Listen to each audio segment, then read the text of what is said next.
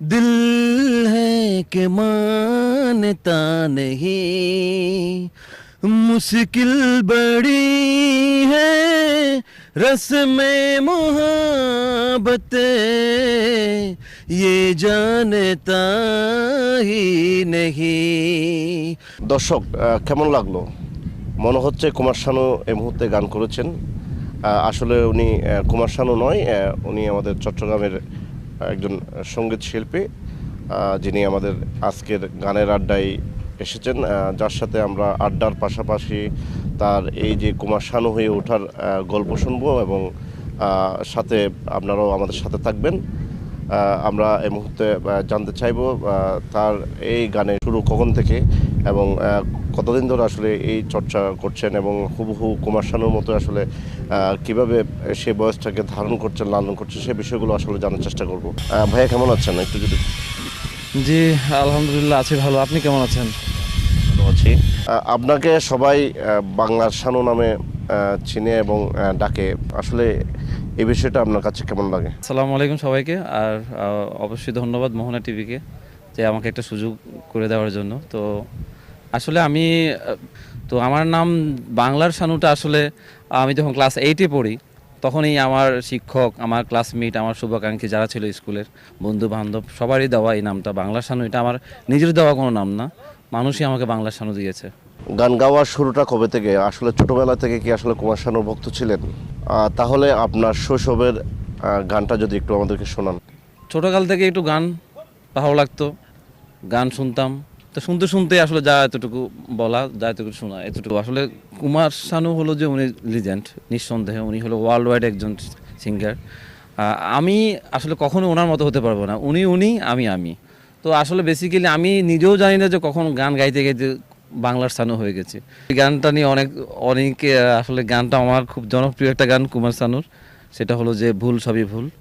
তো গানটা আসলে আমি যখন ক্লাস 8-এ পড়ি তখন ফার্স্ট আমি যখন আমাদের স্কুলের সাংস্কৃতিক অনুষ্ঠানে যখন আমি করি তখনই আমি এই নামটা কিন্তু তখন থেকেই।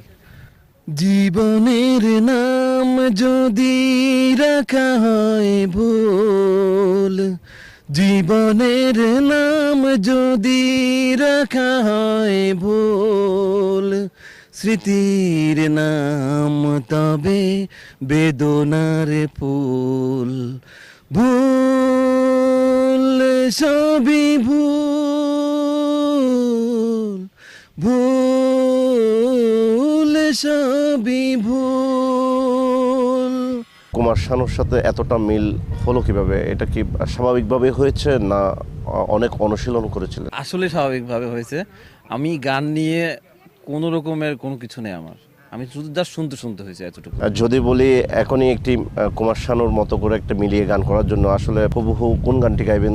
মানুষ আমাকে একটু বেশি ভালোবাসে আপনার হিন্দি সং শোনার জন্য, যেহেতু আমি কুমার শানু সংগুলো একটু বেশি করি। তো একটা গান আছে তুম দিল কি ধড়কন মে, আপনি চাইলে আমি 2 লাইন গাইতে পারি।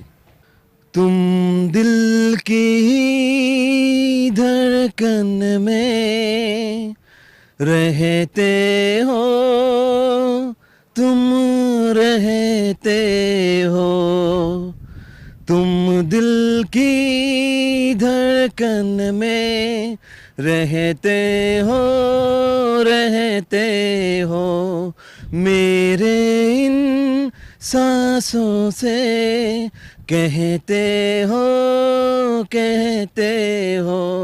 প্রথমবার যখন কেউ বলেছিল আপনার কণ্ঠ হুবহু কুমার শানুর মতো, তখন আপনার প্রতিক্রিয়াটা কেমন ছিল? আসলে আমার কাছে মনে হচ্ছে কারণ অনেকেই তো অনেকভাবেই বলে, কেউ হয়তো দুষ্টুমি করে বলে, কেউ হয়তো মজা করে বলে, বাট আমার কাছে মনে হয়েছে আমার নিজের প্রতি একটা কনফিডেন্স ছিল। যদিও আমি কোনো প্রাতিষ্ঠানিক কোনো আমার শিক্ষা নেই গানের প্রতি, বাট আমার খুব নিজের প্রতি একটা কনফিডেন্স ছিল যে আমি গান গাইব নিজের জন্য।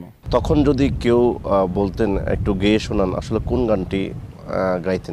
ওই সময় আমার বাংলা ছায়াছবির একটা জনপ্রিয় গান আছে শানুদার, সেটা ডুয়েট সং। তো ডুয়েট সংগুলো আমি একাই করি কুমার শানুর। বুক ভরা ভালোবাসা এটা একটু করছি, বাংলা আমি এটা করব। বুক ভরা ভালোবাসা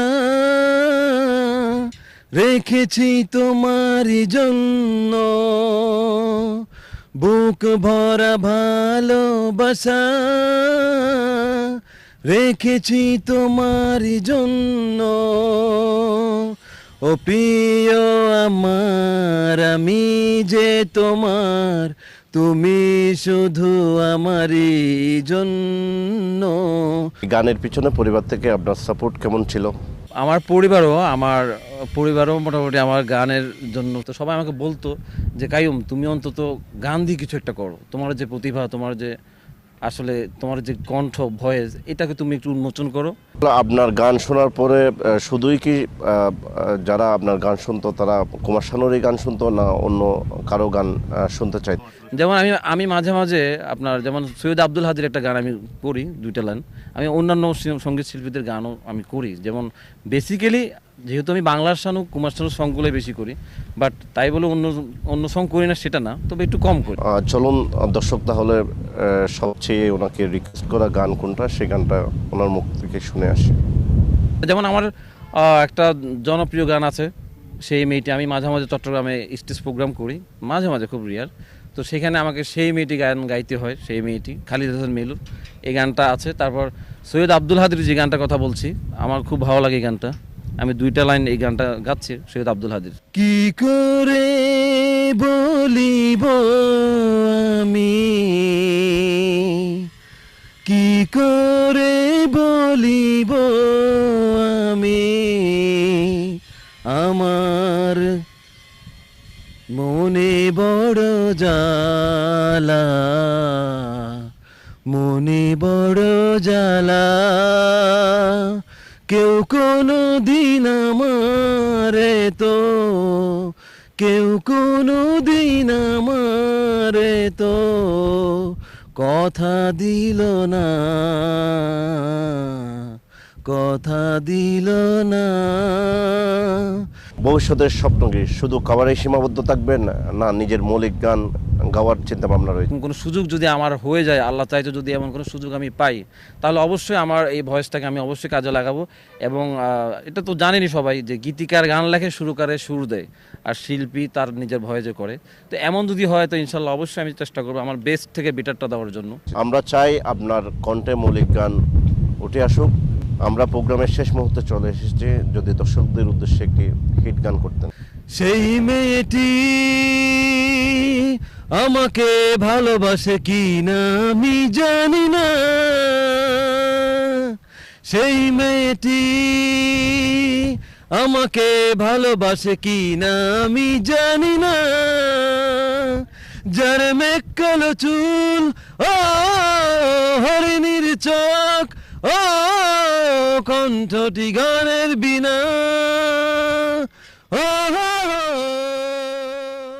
প্রিয় দর্শক, আজকের আড্ডায় আমরা যেন সেই 90 দশকের যুগে চলে গিয়েছি। জহিরুল কাইয়ুম ভাইয়ের কণ্ঠে আবারও জীবন্ত হলো সেই কুমার শানুর গানগুলো। তিনি শুধু কুমার শানুর ছায়া নন, তিনি নিজেও একজন শিল্পী। আমাদের প্রোগ্রাম শেষ পর্যায়ে আজকে এই আড্ডা থেকে আসলে আমি বিদায় নিচ্ছি। সবাই সুস্থ থাকবেন, ভালো থাকবেন, আমাদের সাথেই থাকবেন।